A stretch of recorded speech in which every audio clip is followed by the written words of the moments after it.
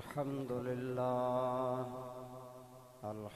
لله رب العالمين، والصلاة والسلام على سيد الأنبياء والمرسلين وعلى آله وأصحابه وأهل بيته أجمعين. أما بعد فأعوذ بالله من الشيطان الرجيم. بسم الله الرحمن الرحيم. محمد رسول الله والذين معه أشداء على الكفار رحماء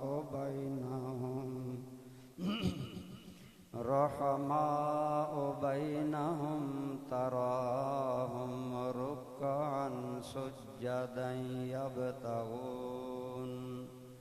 يبتغون فضلا من الله ورضوانا.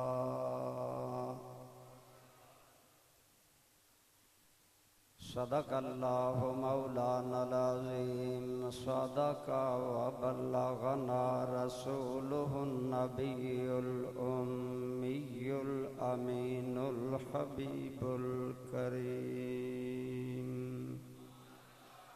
درود پاک. اللهم صل على سيدنا ومولانا محمد وعلى آل سيدنا ومولانا محمد وبارك وسلم عليه. الصلاة والسلام عليك يا سيدي يا رسول الله وعلى آلك وأصحابك يا حبيب الله. حمد و صلات کے بعد قابل احترام حضرات علماء کرام، برادران اسلام، بزرگوں، دوستوں، عزیزوں، ماشاءاللہ آج کی اس تقریب سعید میں اور محفل پاک میں میری حاضری میرے لیے باعث سعادت ہے. ترجمان اہل سنت حضرت قبلہ پیر سید فیض الحسن شاہ صاحب چشتی صابری دامت برکاتہم العالیہ، آپ بھی اس سلسلہ میں قابل قدر خدمت انجام دے رہے ہیں کہ عقائد کا تحفظ کر رہے ہیں. مجھے بھی ایک خاص موضوع پر، مسئلہ فدق پر گفتگو کرنے کا حکم ملا ہے. دوستان ذی قدر، آپ کے اور میرے آقا کہیے صلی اللہ علیہ وآلہ وسلم، آپ کے عظیم کارناموں میں سے ایک کارنامہ یہ ہے کہ آپ نے اپنے ماننے والوں کے دلوں سے دنیاوی قدورتیں اور نفرتیں مٹا کر ان کے دلوں میں باہمی محبت، الفت اور اعتماد اور احترام پیدا کر دیا. یہ بات ہم اپنے پاس سے نہیں کہتے، اللہ کا قرآن ہے، گواہی دے رہا ہے. ارشاد باری تعالی ہے، محمد الرسول اللہ، محمد صلی اللہ علیہ وسلم اللہ کے رسول ہیں. والذین معہ اشداء علی الکفار، اور آپ کے ساتھی کافروں پر بڑے شدید ہیں، اور رحماء بینہم، اور آپس میں بڑے رحم دل اور مہربان ہیں. تو برادران اسلام، اہل اسلام کے لیے قرآن کی گواہی کافی ہے کہ جب قرآن نے کہہ دیا کہ مصطفیٰ کریم کہیے صلی اللہ علیہ وسلم کے دوست، آپ کے ساتھی، آپ کے صحابہ اور آل بیت اور صحابہ آپس میں مہربان تھے، آپس میں رحم دل تھے، لیکن دوستان ذی قدر چونکہ ایک بات نوٹ رکھیں، چونکہ سرکار کریم صلی اللہ علیہ وسلم کے بعد آپ کے صحابہ اور اہل بیت نے مل کر ایک صدی کے اندر اندر آدھی دنیا پر اسلام کا پرچم سر بلند کر دیا۔ یہ بات دشمنان اسلام کی آنکھوں میں چبھتی تھی، بالخصوص وہ یہود جنہیں زیادہ نقصان پہنچا تھا، انہیں یہ بات کھٹکتی تھی کہ ان صحابہ اور اہل بیت کی یگانگت، موافقت اور محبت اور ایک باہمی اعتماد کی وجہ سے اسلام فروغ پا رہا ہے۔ تو یہود نے سازشیں کی اور ان سازشوں کے ذریعے بعض نام نہاد لوگوں کو مسلمانوں میں داخل کر دیا اور ایسی باتیں کی کہ جن سے یہ پتہ چلے کہ نعوذ باللہ صحابہ اور اہل بیت میں آپس میں نفرت تھی۔ ماشاءاللہ تشریف لائے محفل میں عزت مآب حضرت قبلہ پیر سید فیض الحسن شاہ صاحب دامت برکاتہم العالیہ، ہم انہیں دل کی گہرائیوں سے خوش آمدید عرض کرتے ہیں، تشریف رکھیں۔ دوستان ذی قدر میں عرض کر رہا تھا کہ چونکہ اسلام صحابہ اور اہل بیت کی باہمی موافقت، یگانگت سے کائنات میں پھیلتا چلا گیا، تو یہود نے سازشیں کی کہ مسلمانوں کے اندر ایسے لوگ پیدا کیے جائیں جو اس بات کو ہوا دیں کہ صحابہ اور اہل بیت کے آپس میں مراسم خوشگوار نہیں تھے، آپس میں تعلقات ٹھیک نہیں تھے، صحابہ اہل بیت کا احترام نہیں کرتے تھے، اہل بیت صحابہ کو اہمیت نہیں دیتے تھے۔ یہ یہودیوں کی سازش ہے جو مسلمانوں کے اندر داخل کی گئی، لیکن دوستان ذی قدر انہی سازشوں میں سے اور انہی الزامات میں سے جن کے ذریعے مسلمانوں کے دل زخمی کیے جاتے ہیں اور مسلمانوں کے دلوں میں شک ڈالا جاتا ہے، ان میں سے ایک بات یہ کی جاتی ہے کہ جی دیکھو سرکار کریم صلی اللہ علیہ وسلم کا فدق ورثہ تھا، اور فدق حضور کے بعد صدیق اکبر نے سیدہ خاتون جنت کو نہیں دیا، اور خاتون جنت کے بارے میں میرے آقا نے فرمایا فاطمہ میرے دل کا ٹکڑا ہے، فمن ابغضھا فقد ابغضنی، جو میری بیٹی فاطمہ کو ناراض کرے گا وہ مجھے ناراض کرے گا۔ تو دیکھو نا جی، ابو بکر نے فدق نہ دے کر مائی صاحبہ کو ناراض کیا، آل بیت کا حق مارا، آل بیت کے مالی حقوق دبائے، اور نعوذ باللہ یہ ظاہر کرنا چاہا کہ یہ ظالم لوگ تھے، یہ حق دبانے والے لوگ تھے اور آل بیت سے زیادتی کرنے والے تھے۔ اس پر سے منظر میں تھوڑی سی ابتدان آپ کی توجہ چاہوں گا۔ مسلمانوں کو جو مال جنگ کے نتیجے میں ملتا ہے اس کی دو قسمیں ہیں، بولیں کتنی؟ ایک مال غنیمت اور ایک مال فے۔ اور مال غنیمت وہ مال ہوتا ہے جو جنگ و جدال سے ملے، جو لڑائی کے بعد ملے اور کافر مفتوح ہو جائیں، مسلمان فاتح ہو جائیں۔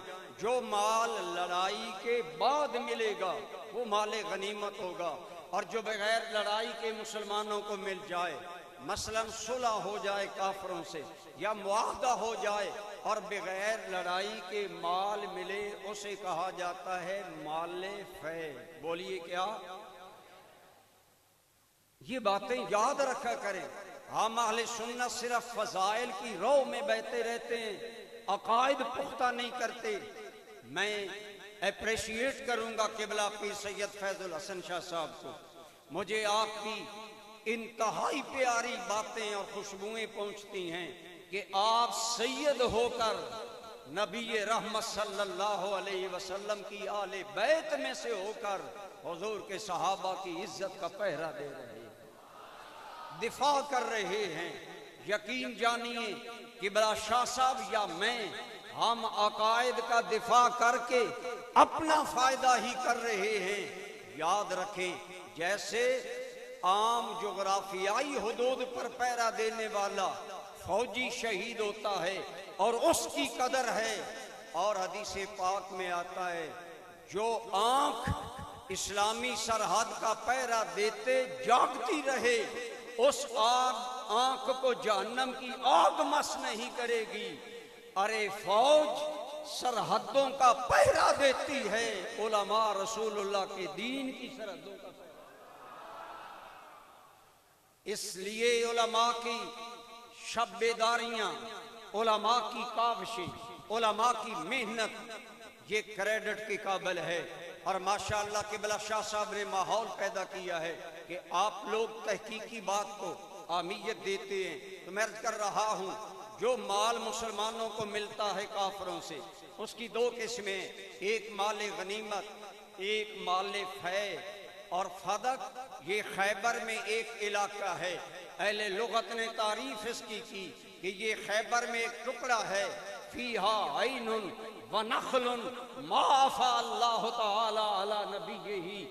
یہ فدق کا علاقہ وہ ہے جہاں چشمے، بڑے باغات، زرخیزی، شادابی ہے، اور اللہ نے اپنے نبی کو اسے مال فے کے طور پر عطا فرمایا، یعنی بغیر جنگ کے یہ ملا. بولیے بغیر، میں چاہوں گا آپ بات سمجھ کر آگے جائیں. بغیر جنگ کے فدق ملا. اس بات پر شیعہ سنی دونوں گروہ متفق ہیں کہ فدق مال غنیمت نہیں ہے. بولو مال کیا ہے؟ بولیے. اب جب مال فے ہے، مسلم بات ہے، تو آئیے مسلمانوں کو نہ لڑائیں، حضور کی امت کو نہ الجھائیں. اللہ کی قسم رسول اللہ کو امت بڑی پیاری ہے، امت کو نہ لڑائیں. آئیں ہم قرآن سے پوچھیں کہ مال فے کا حکم کیا ہے. تو قرآن کریم میں مال فے کا حکم قرآن نے بیان کیا. آئیے سنیے.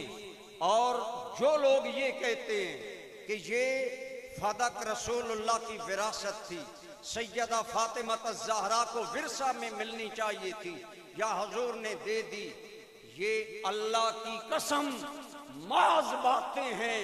ان کا عقیدہ باتیں ہیں، سنیوں کا عقیدہ قرآن کی آیتیں ہیں. آئیے اللہ کے قرآن سے پوچھئے مال فے کا حکم کیا ہے. ارشاد باری تعالی وما افاء اللہ علی رسولہ منہم فما اوجفتم علیہ من خیل ولا رکاب ولكن اللہ یسلط رسلہ من یشاء واللہ علی کل شیء قدیر. اللہ مال لوٹاتا ہے. عربی زبان میں فاء یفیو کا معنی ہوتا ہے لوٹانا، واپس کرنا. اللہ فرماتا ہے ہم اپنے نبی پر مال واپس کرتے ہیں. یا اللہ واپس تو اسے کیا جاتا ہے جس کی ملکیت ہو. میری کوئی چیز ہو، بندہ لے لے، واپس مجھے ملے. یا اللہ جو خیبر کے قلعے نبی کو ملے وہ واپس کیسے ہوئے؟ فرمایا کائنات کا مالک اللہ ہے اور اللہ کی عطا سے کائنات کا بادشاہ آمنہ کا لال ہے.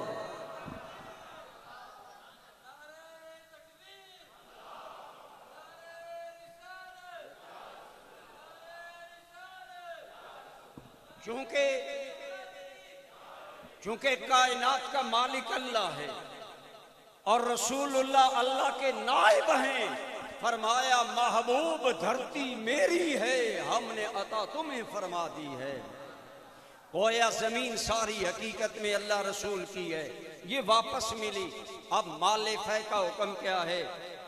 سنیے قرآن. یہ سورہ حشر ہے، آیت نمبر 7 ہے. فرمایا مال فے کہاں کہاں خرچ کیا جائے گا؟ فرمایا ما افاء اللہ علی رسولہ من اہل القرى جو بستیوں والوں سے رسول اللہ کو مال فے ملا، فللہ، کس کے لیے؟ بولو، اب تو سمجھ آ رہا ہے۔ فللہ وللرسول ولذی القربی، مال فے اللہ کے لیے ہے، اللہ کے رسول کے لیے ہے، اور رسول اللہ کے قریبی رشتہ داروں کے لیے ہے۔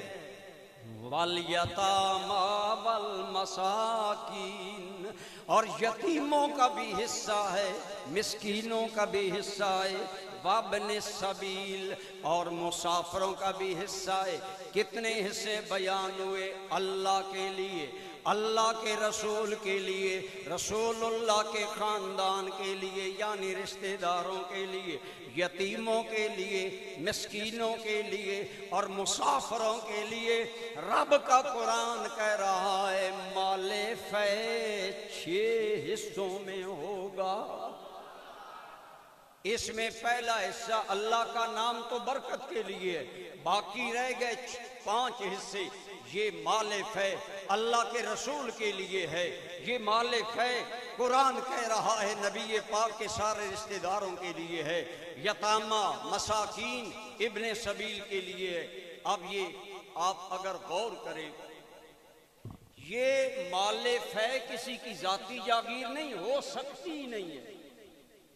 اگر آپ توجہ کریں، قرآن میں غور کیا کریں، مال فے فرمایا اللہ کا ہے، اللہ کے رسول کا ہے، قریبی رشتہ دار نبی پاک کے اور یتامہ مساکین کا ہے، تو گویا قرآن کی نص آ گئی کہ یہ مال اس میں یتیموں کا حصہ ہے۔ لیکن اگر آپ توجہ کریں، اس میں ملکیت نہیں جاری ہو سکتی، قرآن گواہ ہے، قرآن سے میں دلیل لا رہا ہوں، مال فے میں ملکیت ہو ہی نہیں سکتی۔ کیوں؟ یتیم کس کو کہتے ہیں؟ ہم ہر اس بندے کو یتیم کہتے ہیں جس کے ماں باپ مر جائیں۔ شریعت میں یتیم وہ نابالغ بچہ یا بچی ہے جن کا باپ مر جائے۔ اب ایک بچہ یتیم آج نابالغ ہے، کل بالغ ہو جائے گا، وہ یتیم شرعی طور پر نہیں رہے گا۔ آج ایک بندہ مسکین ہے، کل وہ مسکین نہیں رہے گا۔ اگر آپ کہیں گے جیسے اہل تشیع کہتے ہیں، جیسے شیعہ کہتے ہیں کہ فدق رسول اللہ کا ورثہ تھا، قرآن کہتا ہے یہ ورثہ کسی کا نہیں ہے، نہیں بن سکتا۔ ایک بندہ آج یتیم ہے، کل یتیم نہیں ہوگا، آج مسکین ہے، کل مسکین نہیں ہوگا، آج مسافر ہے، کل مقیم ہو جائے گا۔ ملکیت کیسے دو گے؟ پھر یہ کیسے ہوگا؟ فرمایا اس پر کنٹرول حاکم وقت کا ہوگا، تقسیم معاشرے کے غریبوں پر ہوگا۔ یہ قرآنی آیت میں ہمارا عقیدہ بیس مہیا کر دی گئی کہ اس میں وراثت جاری ہو ہی نہیں سکتی۔ اگر وراثت ہو، یتیم کو مل گئی، یتیم ساری زندگی کھائے گا، کل وہ یتیم نہیں رہے گا، قرآن کے مطابق تو وہ مال فے کا مستحق ہی نہیں رہا۔ اس لیے بالکل قرآن کریم کے عین مطابق نبی کریم صلی اللہ علیہ وسلم نے مال فے یعنی فدق کو اب اسی انداز میں رکھا، اس پر کنٹرول، اس پر تصرف حکومت کا رہے گا۔ رسول اللہ حاکم ہے، لہذا رسول اللہ نے کنٹرول اپنا رکھا، اور اس میں سے جتنی آمدن ہوتی سب سے پہلے سرکار اپنی ضروریات کے لیے اور اہل بیت نبوت یا رشتہ داران نبی کے لیے رکھ لیتے، باقی جو بچتا وہ یتیموں، مسکینوں، مسافروں، مجاہدوں اور جو قرآن نے بیان کیا رسول اللہ ایسے ہی تقسیم فرمایا کرتے۔ یہ سرکار کی حیات طیبہ میں رہا، اس پر شیعہ سنی متفق ہے۔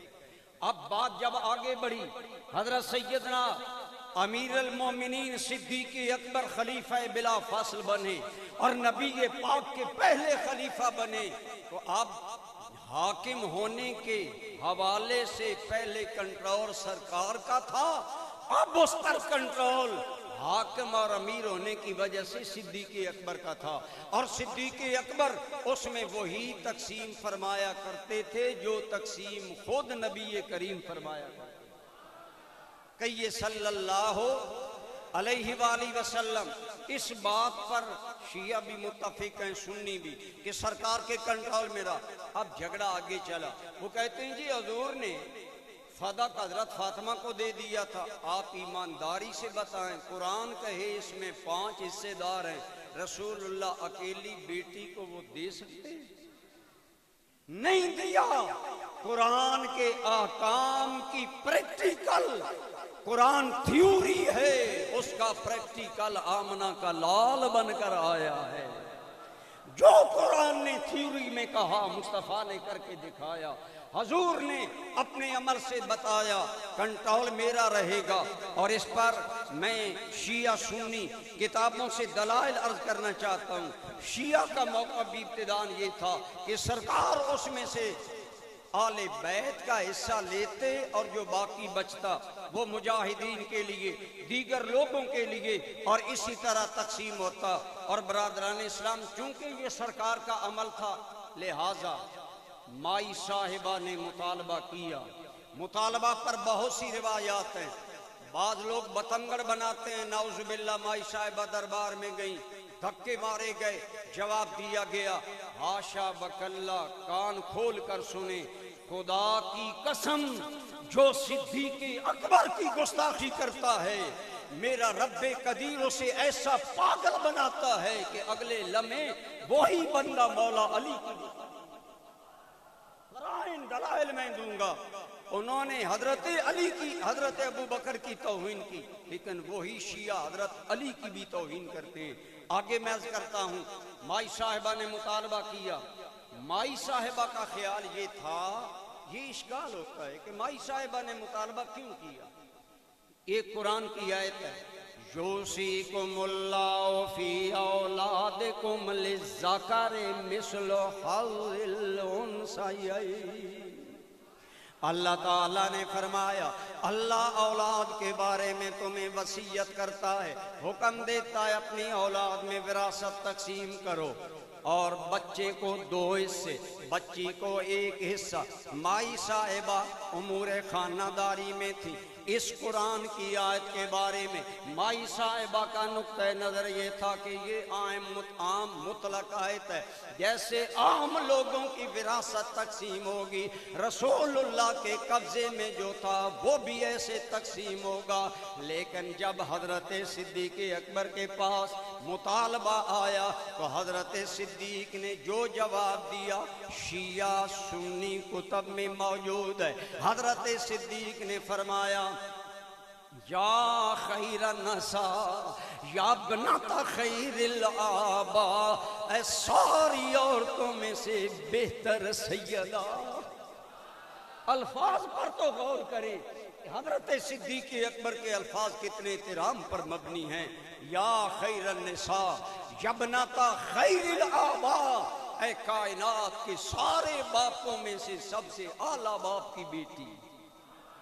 فرمایا، اے سیدہ، معاملہ یوں نہیں ہے، معاملہ یوں ہے کہ رسول اللہ کے لیے اس آیت میں تخصیص ہے، اور وہ یہ ہے کہ نبی پاک صلی اللہ علیہ وسلم آپ نے فرمایا، ایک روایت میں نحن معاشر الانبیاء الا نورث، ہمارا انبیاء کا ورثہ تقسیم نہیں ہوتا، ہمارا کوئی وارث نہیں ہوتا۔ آپ نے فرمایا، سیدہ رسول اللہ کا اپنا ارشاد گرامی ہے، لا نورث ما ترکنا فہو صدقۃ، ہمارا مالی ورثہ نہیں ہے، جو نبی چھوڑ جاتا ہے وہ سارا صدقہ بن جاتا ہے۔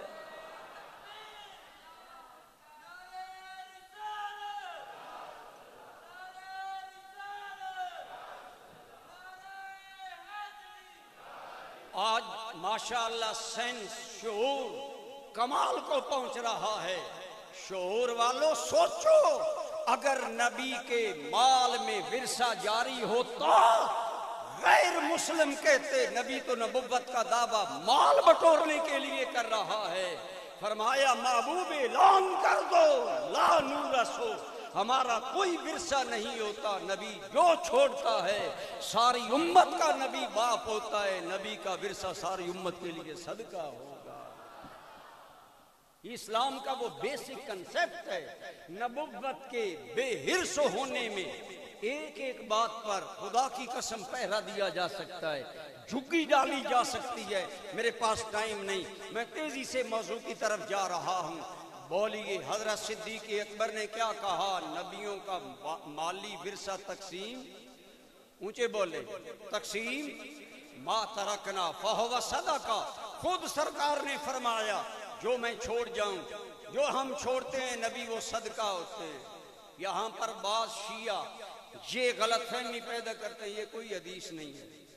یہ حضرت ابو بکر نے ماں سیدہ کو جواب دینے کے لیے گھڑ لی، تو میں شیعہ کی کتابوں سے عرض کرنا چاہتا ہوں کہ سن، تیرے گھر میں صدیق اکبر کی حمایت میں گواہی موجود ہے۔ اصول کافی شیعہ حضرات کی معتبر کتاب ہے۔ امام جعفر صادق، گویا فقہ کو جس امام کی جانب منسوب کرتے ہو، وہ کہتے ہیں ہمارے نانا جان نبی کریم صلی اللہ علیہ وسلم نے فرمایا، یہ حدیث میں اصول کافی کے حوالہ سے پڑھ رہا ہوں، ان العلماء ورثۃ الانبیاء ولم یورثوا دینارا ولا درہما ولکن اورثوا العلم فمن اخذ منہ اخذ بحظ وافر۔ یہ راوی امام جعفر صادق ہے، ارشاد رسول اللہ کا ہے اور ہے اصول کافی میں۔ گویا پتہ چلا صدیق نے حدیث گھڑی نہیں، صدیق نے وہ حدیث سیدہ کی بارگاہ میں پیش کی جس کی گواہی امام جعفر صادق بھی دے رہے ہیں۔ آپ نے جب حضرت سیدہ کے سامنے یہ وضاحت کی کہ نبیوں کے مال میں مالی ورثہ نہیں چلتا، وہ روحانی، علمی، وہبی جو چیزیں ہوتی ہیں وہ ورثہ ہوتی ہیں، مال نبیوں کا وراثت میں نہیں جاری ہوتا۔ فرمایا ہاں اتنا ہے، انما یاکل آل محمد من ھذا المال۔ ہاں یہ ضرور ہے جب قرآن نے کہہ دیا کہ ذوی القربیٰ کا حصہ ہے تو آل محمد اس سے حصہ لیتے رہیں گے۔ اور آگے فرمایا واللہ لا اغیر شیئا من صدقات النبی التي كانت علیہا فی عہد النبی صلی اللہ علیہ وسلم وذکر قرابتہم لآملن فیہا بما عمل رسول اللہ صلی اللہ علیہ وسلم۔ ایمان سے ذرا سنیں صدیق کا جواب کتنا اخلاص بھرا ہے۔ فرمایا سیدہ رسول اللہ کے مال میں مالی ورثہ جاری نہیں ہوتا، ہاں آل بیت کو حصہ ملے گا، اور سن لو مجھے اللہ کی قسم ہے میں اس میں وہی عمل جاری رکھوں گا جو رسول اللہ کرتے تھے۔ اب اس سے آگے ایک اور بتنگڑ بنایا گیا، جی ابو بکر نے جب انکار کیا فغضبت بذالک فاطمہ، تو فاطمہ ناراض ہو گئی۔ آپ اہل بیت کی محبت میں آنے والوں دل پر ہاتھ رکھ کر بیان کرو کہ سیدہ طیبہ طاہرہ ابا جان کی حدیث سن کر ناراض ہوں گی یا راضی ہوں گی؟ آپ کا ضمیر کیا کہتا ہے؟ ضمیر سے پوچھ کر بتاؤ۔ ضمیر کہتا ہے کہ جو یہ کہے کہ سیدہ ابا جان کی بات سن کر نالا ہوئی، خدا کی قسم ان کی عقل ماری گئی۔ گستاخی صدیق کی کرنا چاہتے تھے، رب نے گستاخی سیدہ کی، وہ تو الٹا حضرت فاطمہ الزہرا کی گستاخی کر رہے۔ بتاؤ جو کہے سیدہ حضور کی حدیث سن کر ناراض ہوگی، مائی صاحبہ کی گستاخی ہے کہ نہیں؟ بولو، سمجھ آ رہی ہے؟ میں نعروں کا اتنا دل دادا نہیں، میں بات سمجھانے کا قائل ہوں۔ اب بتنگڑ بنایا گیا کہ مائی صاحبہ ناراض ہو گئیں، حتیٰ کہ جی بخاری میں بھی ایک روایت موجود ہے کہ مائی صاحبہ ناراض ہو گئیں۔ اس بارے میں عرض کرتا ہوں، لیکن یاد رکھیں یہ عقل کے بھی خلاف ہے۔ آپ بتائیں رسول اللہ کا آپ کو کوئی آدمی کہے حضور کا یہ حکم ہے، کیا آپ کہیں گے میں اس کو نہیں مانتا؟ بولو گواہی دو، جبکہ قرآن کہتا ہے فلا وربک لا یؤمنون حتی یحکموک فیما شجر بینہم ثم لا یجدوا فی انفسہم حرجا مما قضیت ویسلموا تسلیما۔ یہ اللہ کا قرآن ہے۔ ارشاد فرمایا اے میرے مصطفیٰ، تیرے مصطفیٰ کا رب ہونے کی مجھے قسم ہے، قسم رب اٹھا رہا ہے۔ فرمایا جو میرے نبی کا فیصلہ نہ اوپر سے مانے نہ دل سے مانے، میں رب کہتا ہوں وہ مومن ہی نہیں ہو سکتا ہے۔ اتنی بڑی وعید ہے کہ جو رسول اللہ کا فیصلہ دل سے نہ مانے وہ ایمان کے دائرے سے خارج ہو جاتا ہے، اور جو کہے مائی صاحبہ حضور کا ارشاد سن کر ناراض ہو ایمان سے بتائیں وہ مائی صاحب کا گستاخ ہے کہ نہیں؟ جسے سمجھ آ رہی ہے بولو۔ یہ محبت کے پردوں میں عداوت کرتے ہیں آل بیت سے۔ میں تو کہا کرتا ہوں صحابہ کی عداوت کی انہیں سزا ملی کہ یہ آل بیت کے بھی دشمن ہیں، آل بیت کے بھی گستاخ ہیں، حاشا وکلا۔ ایک اور واقعہ ہمیں ملتا ہے، مائی صاحبہ کا مطالبہ حضور کی بارگاہ میں گیا، حضرت علی نے ہاتھ دکھا کر کہا یا رسول اللہ فاطمہ کے ہاتھوں پر گٹھے پڑ گئے چکی چلا چلا کر، کندھے دیکھیں تو مشکیزائے پانی اٹھانے کے لیے رسی کے نشان پڑ گئے۔ آقا لونڈیاں آئی ہیں، ایک لونڈی فاطمہ کو دے دیں تاکہ فاطمہ کا گھر کا کام آسان ہو جائے۔ دنیا بھر کو عدل و انصاف کا سبق دینے والے میرے تیرے نبی نے فرمایا میری بیٹی لونڈیاں آئی ہیں پر تمہیں نہیں مل سکتی۔ میرے اصحاب صفہ غریب صحابہ ہیں، ان کا نہ گھر ہے نہ در ہے، کھلے آسمان کے نیچے زندگی بسر کر رہے ہیں، ان کے گھر میں پہلے آباد کروں گا، فاطمہ کو لونڈی نہیں دے سکتا۔ اللہ کی قسم مائی صاحبہ ناراض نہیں ہوئی بلکہ فرمایا میری بیٹی سوتے ہوئے 33 مرتبہ سبحان اللہ، 33 مرتبہ الحمدللہ اور 34 مرتبہ اللہ اکبر پڑھ لیا کرو، میں محمد ضمانت دیتا ہوں جنت میں لونڈی سے اعلیٰ درجہ۔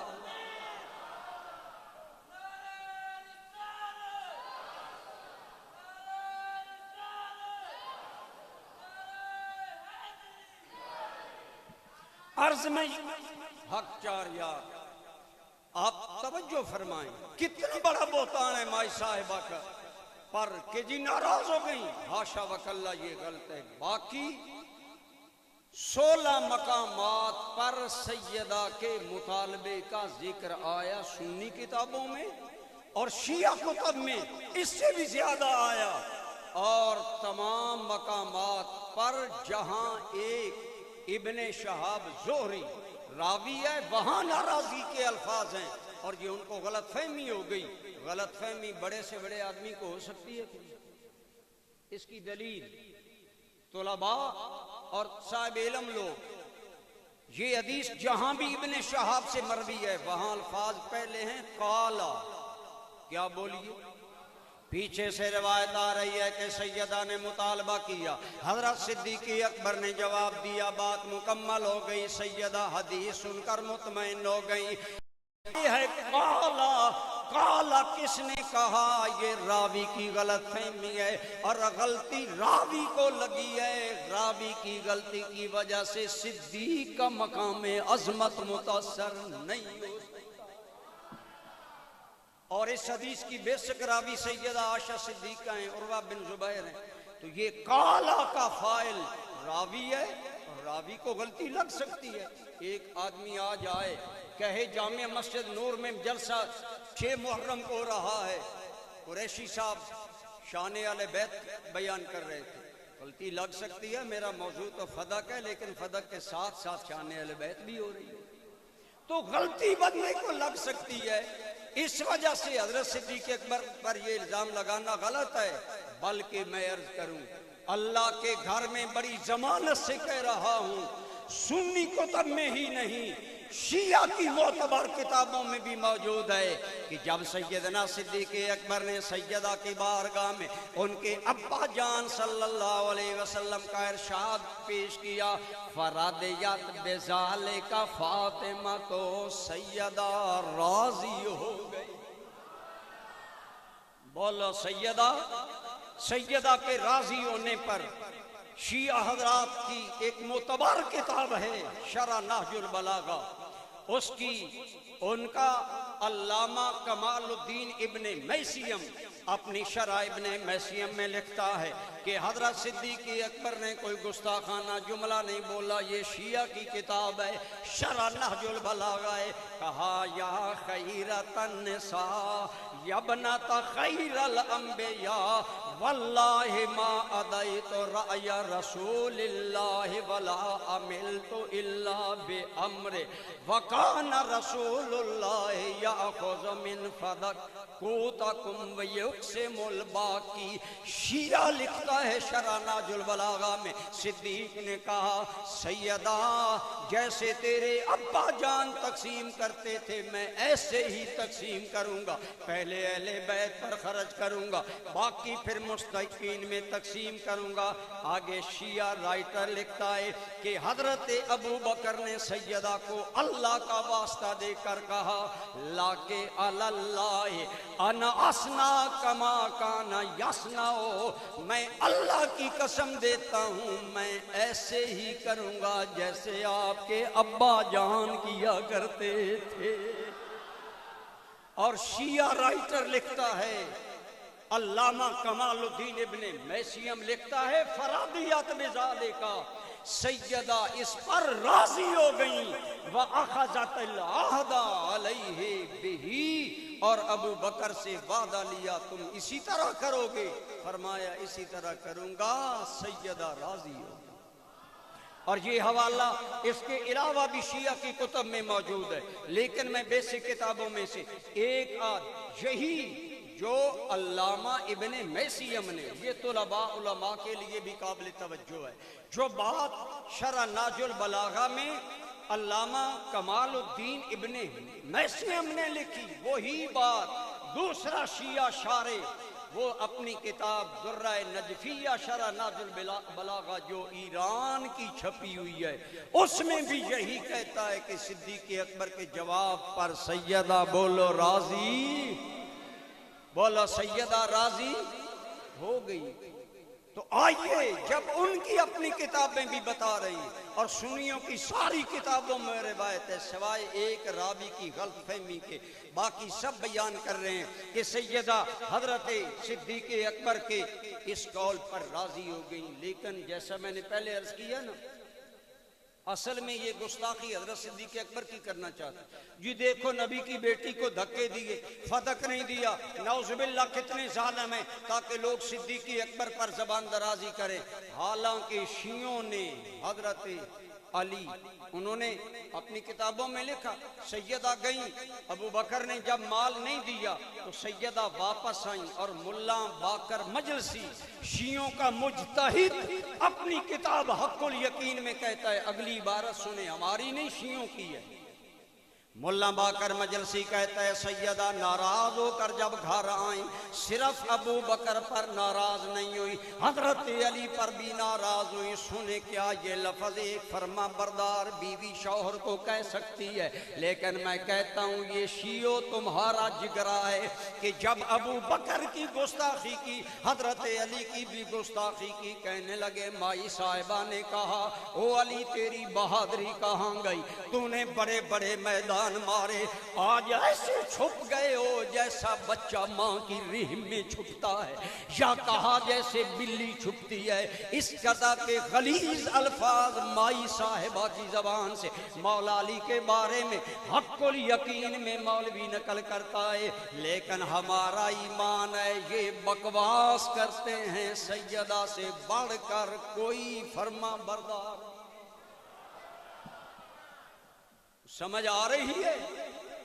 حضرت ابو بکر کی گستاخی کرتے کرتے مولا علی کی بھی، اگر وقت ہوتا میں ان کے دوسرے علماء کی آپ کو زبانیں سناتا کہ مائی صاحبہ اتنی ناراض ہوئی کہ نعوذ باللہ حضرت استغفر اللہ حضرت علی کی گستاخی کر ڈالی. حاشا وکلا، ایسا رسول اللہ کی بیٹی سے نہ عقلاً ممکن ہے نہ نقلاً ثابت ہے. سچی بات وہی ہے جو اللہ نے اہل سنت کو عطا فرمائی ہے. اور فدق والا افسانہ گھڑا یہودیوں نے اور ان کے ماتھے پر جڑ دیا کہ جہان بھر میں جاؤ اور دنیا بھر کی لعنت اپنا مقدر بناؤ. اس لیے حضرت سیدہ خاتون جنت رضی اللہ تعالی عنہا راضی تھیں. بولو کیا تھیں؟ راضی تھیں فدق ملنے پر. ہمارے اس سلسلہ میں بہت سے جوابات ہیں، لیکن چند شیعہ کی کتابوں میں سے میں عرض کرتا ہوں. پھر صدیق اکبر نے کیا کیا؟ کان ابو بکر یاخذ غلتها ویدفع الیہم منها ما یکفیہم وَيُقْسِمُ الْبَاقِي وَكَانَ عُمَرُ كَذَلِكَ ثُمَّ عُثْمَانُ كَذَلِكَ ثُمَّ كَانَ كَذَلِكَ. یہ شیعہ کی کتاب شرح ناج البلاغہ ابن ابی الحدید میں ہے، شرح ابن میسیم میں ہے، شرح در نجفیہ، 3 کتابیں. اور اس صدی کے شیعہ مجتہد جس کا نام ہے سید علی رضا نقی فیض الاسلام، اس نے ناج البلاغہ کا فارسی میں ترجمہ اور شرح کی. اللہ کی قسم اس نے تو یہاں تک کہا جو فیصلہ صدیق نے کیا وہی فیصلہ خلافت راشدہ میں رہا. علی بھی ایسا کرتے رہے، سارے خلیفہ بھی ایسے کرتے.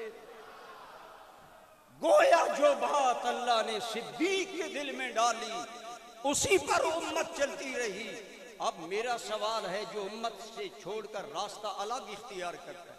4 شیعہ کتب سے عرض کر رہا ہوں، اسی طرح سارے خلفاء کرتے رہے. لیکن پھر اگر آج کوئی کہے غلط ہے تو جو مسلمانوں کا راستہ چھوڑ کر اپنی راہ نہیں بناتا ہے، آؤ اللہ کے قرآن سے پوچھیں اس کا کیا انجام ہے. فرمایا وَمَن يَبْتَغِ غَيْرَ الْإِسْلَامِ دِينًا، جو بندہ مسلمانوں کا راستہ چھوڑ کر نیا دین اختیار کرے گا وَيَتَّبِعْ غَيْرَ سَبِيلِ الْمُؤْمِنِينَ نُوَلِّهِ مَا تَوَلَّىٰ وَنُصْلِهِ جَهَنَّمَ وَسَاءَتْ مَصِيرًا. اللہ کریم فرماتے ہیں جو مسلمانوں کی راہ کو چھوڑ کر اپنی نئی راہ اور راہ اختیار کرے گا، فرمایا لوگوں ہم انہیں بے لگام کر دیتے ہیں. یہی وجہ ہے یہ زبان دراز ہوتے ہیں. کبھی صحابہ کی گستاخی، کبھی سیدہ کی گستاخی، کبھی سیدہ کی پردہ دری کے فاطمہ عدالتوں میں نعوذ باللہ چکر لگاتی رہی. میں نے کہا تیرا ضمیر کیوں نہیں مر جاتا یہ کہتے ہوئے کہ فاطمہ عدالتوں میں گئی. فاطمہ تو وہ حیا کا پیکر ہے. ابا نبی سے لونڈی لینے گئی، لوگ بیٹھے ہیں، سیدہ بولی نہیں، گھر آ گئی. حضور گھر تشریف لائے، فرمایا بیٹی گئی تھی کوئی بات نہیں کی. حضرت علی نے کہا یا رسول اللہ فاطمہ حیا کا پیکر ہے، ابا کی بارگاہ میں بھی بات نہیں کرتی، نہیں بولتی، اجازت ہو فاطمہ کی بات علی کرے گا. ہماری آقا سیدہ تو ایسی باحیا ہیں، ایسی باحیا ذات کے بارے میں جب یہ بکواس کرتے ہیں تو خدا کی قسم یہ بے لگام ہیں. رب کا قرآن کہتا ہے ہم انہیں بے لگام بنا دیتے ہیں. ان کی بے لگامی آپ سنتے رہتے ہیں. یا اللہ انجام کیا ہوگا؟ فرمایا نصلہ جہنم، ہم انہیں جہنم رسید کریں گے. وساعت مسیرا، اور جہنم بہت برا. اس لیے ان کا یہ وتیرہ جہنم کی دعوت ہے. آپ کو مبارک ہو، سنیوں کا عقیدہ ہر مقام پر حق ہے. اب آئیے سنیے، خود آل بیت سے پوچھتے ہیں. میری بات نہ مانے، کسی ذاکر کی نہ مانے کہ فدق کا فیصلہ کیا ہوا، لیکن اگر آل بیت فیصلہ کر دیں ہمیں ماننا چاہیے کہ نہیں؟ ہاتھ کھڑا کر کے بتاؤ ہم مانیں گے نہیں مانیں گے؟ ہم مانیں گے، کیونکہ ہمیں پتہ ہے میرے کریم نے فرمایا الا ان مثل اہل بیتی فیکم کسفینۃ نوح من رکبها نجا ومن تخلف عنها ہلک. خبردار آل بیت کی کشتی میں سوار ہونا، آگے پیچھے جاؤ گے برباد ہو جاؤ گے. ہم آل بیت کا فیصلہ مانتے ہیں اور سید فیض الحسن شاہ صاحب کے اس مرکز علم و عقیدہ اور علم و حکمت سے حضور ضیاء الامت کا غلام اعلان کر رہا ہے. خدا کی قسم اماموں اور سیدوں نے بھی کہا لوگوں ہمارا کوئی حق کسی نہیں مارا، جو کہتے ہیں وہ بکواس کرتے ہیں. آئیے پہلی گواہی، یہ گواہی ہے امام زین العابدین کے بیٹے کی. حضرت امام زین العابدین کے ایک بیٹے ہیں امام باقر. اونچے بولیے کیا؟ سارے بولیں. فرقہ اثنا عشریہ شیعہ انہیں پانچواں امام مانتا ہے. حضرت امام باقر کے ایک اور بڑے بھائی ہیں جن کا نام ہے زید ابن زین العابدین. یہ جناب زین العابدین کے بیٹے ہیں اور امام زید ہیں. انہیں بھی ایک گروہ نے امام مانا، بڑے زاہد متقی صلاحیتوں والے. حضرت زید ابن زین العابدین سے سوال کیا گیا اور یہ بات میں نہیں کر رہا، شرح نہج البلاغہ ابن الحدید تہرانی کے صفحہ نمبر 113 جلد 4 سے زین العابدین کے بچے کا قول پڑھ رہا. حضرت زید ابن زین العابدین یہ بھی سید ہے، امام باقر کے بھائی ہیں، امام جعفر صادق کے چچا ہیں، خانوادہ نبوت کے چشم و چراغ ہیں. پوچھا گیا اے زید ابن زین العابدین، لوگ کہتے ہیں تمہارا مالی حق ابو بکر نے مارا، صحابہ خلفائے ثلاثہ نے مارا، تم کیا کہتے ہو؟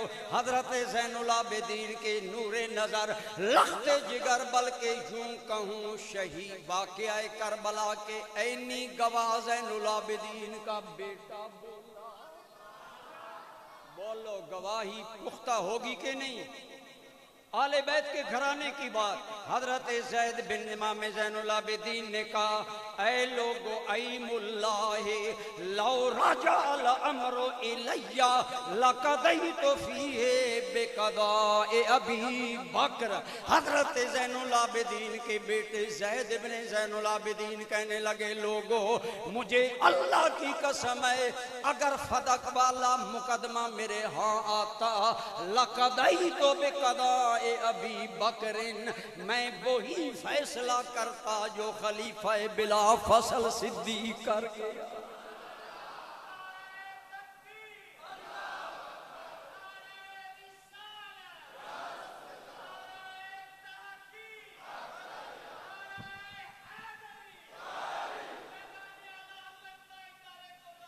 زندہ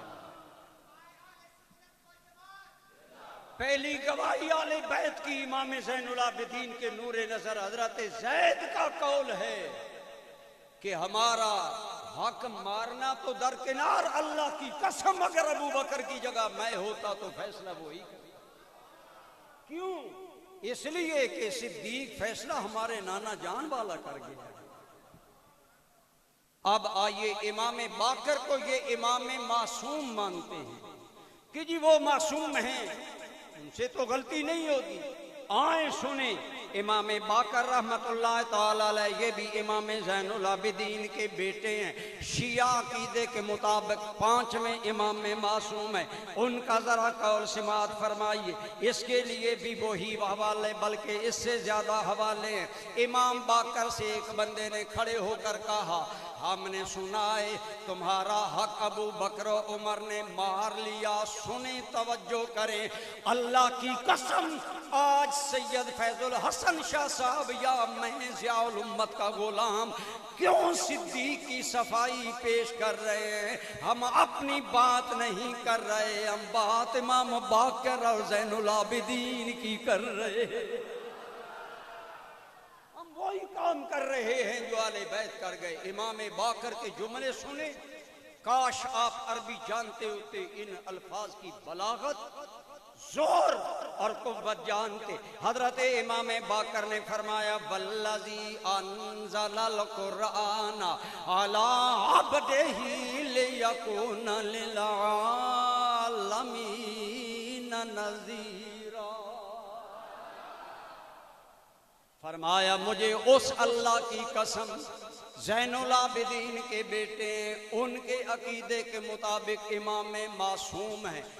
اہل سنت کے نزدیک معصوم صرف اللہ کا نبی ہے۔ عقیدے میں 14 معصوم والا عقیدہ اہل سنت کا نہیں ہے، اس میں کوئی شک نہیں۔ اہل بیت صحابہ محفوظ تھے۔ عقیدہ عقیدہ ہوتا ہے، عقیدے میں معصوم صرف نبی ہے، یہ الگ بات ہے۔ ان کے نزدیک جو امام باقر امام معصوم ہیں پانچویں، اور زین العابدین کے نور نظر ہیں اور لخت جگر ہیں، اس بندے نے جب کہا، حضرت امام باقر نے فرمایا لوگوں مجھے اس اللہ کی قسم ہے جس نے ہمارے نانا پر قرآن اس لیے اتارا لِيَكُونَ لِلْعَالَمِينَ نَذِيرًا، جس اللہ نے ہمارے نانا جان پر قرآن اتارا تاکہ وہ سارے جہانوں کو اللہ کے حکم بتا دے۔ اتنی بڑی قسم کھا کر امام باقر نے کیا فرمایا سنیے، آپ نے فرمایا واللہ ما ظلمنا من حقنا مسکال حبۃ من خردل۔ زین العابدین کے نور نظر اللہ کی قسم اٹھا کر کہتے ہیں ہم پر رائی کے دانے جتنا بھی ظلم نہیں کیا گیا۔ آج 14ویں صدی کا پیسوں پر بکنے والا زبان دراز سچا ہے، یا شہید کربلا کا بیٹ پوتا امام باقر سچے ہیں؟ بولو امام باقر سچے ہیں، بولو امام باقر امام زین العابدین کا گھرانہ سچا ہے۔ ارے سچوں کے سچے بیٹے سچے صدیق کی کیسے صداقتیں بیان کریں؟ فرمایا ہمیں اللہ کی قسم ہے ما ظلمنا من حقنا مثقال حبۃ من خردل، رائی کے دانے کے برابر بھی ہم پر ظلم نہیں ہوا۔ وہ آدمی پھر کھڑا ہوا، توجہ کریں، کہنے لگا اگر یہ بات ہے تو اس کا مطلب ہے ابو بکر و عمر کا کوئی قصور نہیں۔ فرمایا کوئی قصور نہیں۔ آگے وہ سوال کرتا ہے حل انا اتولہما، حل انا اتولہما، کیا میں ان سے محبت کروں؟ لوگ ہمیں ابو بکر و عمر کی نفرت سکھاتے ہیں۔ اے امام زین العابدین کے بیٹے امام باقر، ہمیں بتاؤ کیا ہم ابو بکر و عمر سے محبت کریں؟ اگلا جواب سنیں۔ امام زین العابدین کے نور نظر یوں کہہ لیں رسول اللہ کے نواسے کے پوتے نے جواب دیا، اے سوال کرنے والے میں تمہیں کہوں گا تولاہما فی الدنیا والآخرہ، ابو بکر و عمر سے یہاں بھی پیار کرو آخرت میں بھی پیار کرو، اور سن لو وما اصابک فی انو کی، اس پر اگر رب ناراض ہوا تو زین العابدین کے بیٹے کے گلے میں پھندا ڈال لینا۔ یہ ہے آل بیت کی حقیقت جو فتح کے بارے میں آل بیت ارشاد فرما گئے، اور یہ سب حوالہ جات میں شیعہ کتب سے عرض کر رہا ہوں، شیعہ کی کتابوں میں موجود ہیں۔ امام باقر رحمت اللہ تعالی علیہ کا اتنا بڑا قول۔ ایک اور سوال آپ کے ذہن میں ہوگا، اگر مائی صاحبہ راضی تھی، آل بیت سارے مطمئن تھے، یہ جو بھانت بھانت کی بولیاں آج ذاکر بولتا ہے، آج گستاخ صحابہ بولتا ہے، یہ کیوں ہے؟ اس کا ذکر بھی امام باقر کے قول میں موجود ہے۔ شرح ابن الحدید شرح ناج البلاغہ، اس کے اندر امام زین العابدین سے امام باقر سے کہتے حضرت پھر یہ باتیں مشہور کیوں ہیں؟ قابل غور بات، اس سوال کا جواب لے کر جاؤ، یہ باتیں مشہور کیوں ہیں؟ حضرت سیدنا امام باقر نے فرمایا فعل اللہ بالمغیرہ، بنان اللہ مغیرہ اور بنان پر لعنت کرے، فَإِنَّهُمَا كَذِبَا أَهْلَ الْبَيْتِ، یہ ظاہر میں اہل بیت کے شیعہ بنتے تھے، اللہ ان پر لعنت کرے، یہ صحابہ کے بارے میں جھوٹے پراپوگنڈے کرتے ہیں۔ یہ گواہی ہے شرح ابن الحدید نہج البلاغہ کی، اور قول ہے امام باقر کا۔ بولو قول ہے، مل کر بولیں، کن کا قول ہے؟ اب آئیے مولا علی سے پوچھیں، مولا علی کا رد عمل کیا تھا؟ اللہ کی قسم مولا علی حضرت صدیق اکبر کے جواب پر مطمئن تھے، راضی تھے، لیکن اگر میری کتاب ہوتی، لوگ کہتے سنیوں کی کتاب ہے، ہم کیوں ماننے؟ لیکن آئیں سنیں سید مرتضی شیعہ الشافی فی الامامہ کتاب میں اور شرح ابن ابی الحدید میں نہج البلاغہ میں آیا، لما وصل الامر الى علی ابن ابی طالب وکل ما فی رد فدق، حضرت علی کی حکومت آ گئی، جو فیصلہ صدیق کر گئے وہی عمر چلاتے رہے، وہی حضرت عثمان چلاتے رہے، وہی حضرت علی کا دور آ گیا۔ لوگوں نے کہا جناب اب تو آپ کا دور آ گیا، کیا فتح آل فاطمہ کو دیں گے یا نہیں دیں گے؟ دینا چاہیے تھا کہ نہیں؟ اگر حق تھا تو بولیں دینا چاہیے تھا کہ نہیں؟ وہ زمینیں تھیں، چشمے تھے، باغات تھے، کوئی پیسے تو نہیں تھے جو خرچ ہو گئے۔ پوچھا گیا اے مولا علی کیا آپ صدق اولاد فاطمہ کو دیں گے؟ سنو جواب، سکھے کی منڈی والوں اپنے دل روشن کرو، میرے سنیوں کے پیر مولا علی نے کیا کہا؟ مولا علی سنیوں کے پیر ہیں۔ مولا علی نے فرمایا اے لوگو میں اللہ کی قسم کھا کر کہتا ہوں لا استحیی من اللہ ان ارد شیئا منع منہ ابو بکر و امزہ عمر، جو فیصلہ ابو بکر کر گئے جسے عمر نے جاری رکھا اسے بدلتے ہوئے مجھ علی کو حیا آتی ہے، مجھے اللہ سے شرم ہے۔ گویا پتہ چلا مولا علی نے بتا دیا جو باحیا ہوگا وہ ابو بکر و عمر سے اختلاف نہیں کرے گا، ابو بکر و عمر سے جو اختلاف کرے گا مولا علی کی زبان میں بے حیا ہوگا۔ فرمایا مجھے اللہ سے حیا آتی ہے، جو فیصلہ ابو بکر کر گیا میں اسے بدلوں۔ کتنا مقام ہے صدیق کا حضرت علی کی۔ اسی لیے ہمارے ایک سنی سید نے کہا تھا ایک سچے سچے یاد رکھے جب عقیدہ بدل جائے خاندانی نسبت کوئی فائدہ نہیں دیتی، اگر سید ہے بد عقیدہ ہے اس کو کوئی فائدہ نہیں ہوگا، ایماندار اور اچھے عقیدے والا سید کامیاب ہوگا۔ اور سنیں گویا حضرت علی کہہ رہے مجھے تو حیا آتی ہے صدیق اکبر کا فیصلہ بدلتے ہوئے۔ اسی لیے حضرت تاجدار گولڈا کے نور نظر شاہ نصیر الدین بولے کہ ابو بکر کے بارے میں ان پست ذہنوں سے رائے نہ لو، ان بھنگ پینے والوں سے رائے نہ لو۔ علی اگر ابو بکر کا مقام پوچھنا ہے تو مولا علی سے پوچھ۔ حضرت شاہ نصیر الدین کہتے ہیں جو پست ذہن ہو یہ اس کے بس کی بات نہیں، جو پست ذہن ہو یہ اس کے بس کی بات نہیں۔ علی سے پوچھ کے کتنے عظیم تھے صدیق، علی سے پوچھ کے کتنے عظیم تھے صدیق۔ اور علی کہہ رہے ہیں فدق کے بارے میں مجھے ابو بکر کا فیصلہ بدلتے شرم آتی ہے۔ پھر آگے آئیے میں حقائق عرض کروں۔ مارکا کہتا ہے جی مائی صاحبہ ناراض ہوگی ولم تتکلم حتی ماتت، ابو بکر سے بات بھی نہ کی مر گئی۔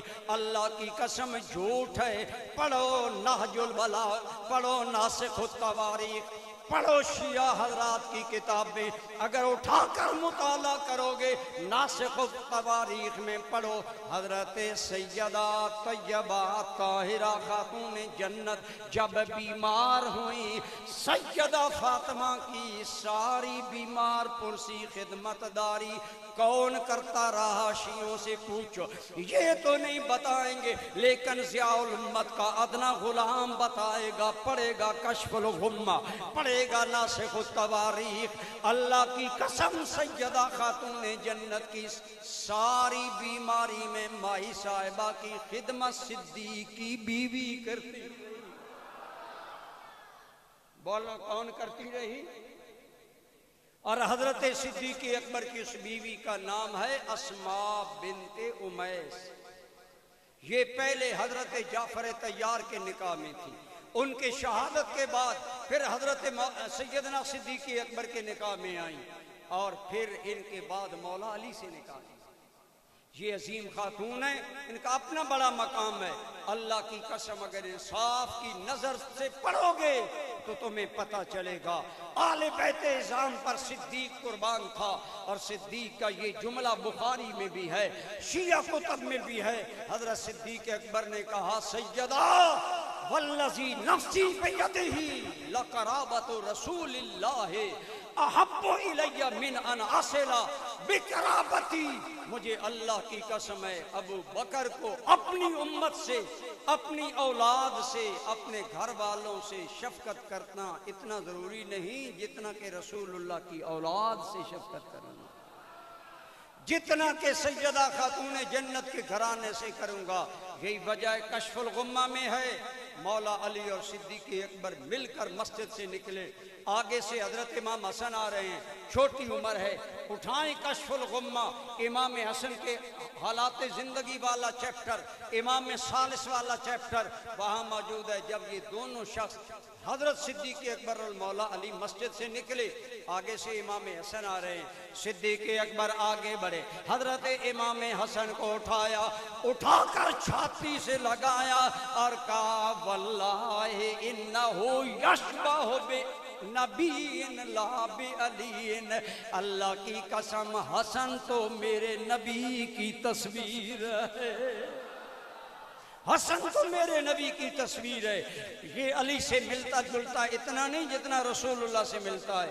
اور شیعہ کتب کے الفاظ ہے وَقَانَ عَلِيٌّ يَضْحَكُ, حضرت علی مسکرا رہے تھے, کہہ رہے تھے ہاں ابو بکر بھائی تم سچ کہتے ہو. اس لیے میں کہتا ہوں ان کے پراپوگنڈے میں آ کر صحابہ کی عداوت دل میں نہ بساؤ. صدیق امام برحق تھا, اللہ کی قسم اس کے امام برحق ہونے کا اعلان مولا علی نے بھی کیا.